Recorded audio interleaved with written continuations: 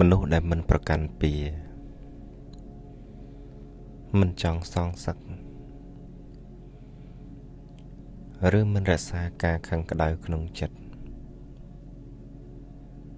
គឺអាចរស់នៅដោយសុខសាន្តបានយ៉ាងពិតប្រាកដទោះបីជាគេរស់នៅក្នុងសង្គមដែលមនុស្សជុំវិញពោរពេញដោយការខឹងការសងសឹកឬការរើសអើងក៏ដោយពេលអ្នកដទៃនៅតែមានពៀយើងវិញជាមនុស្សដែលលះបង់ពៀមិនយកចិត្តទុកដាក់នឹងការខូចចិត្តនោះឡើយដូច្នេះចិត្តរបស់យើងក៏ស្ងប់និងមានសុភមង្គលជានិច្ចឧទាហរណ៍បើមាននរណាម្នាក់និយាយអាក្រក់អំពីយើងបើយើងមិនតបត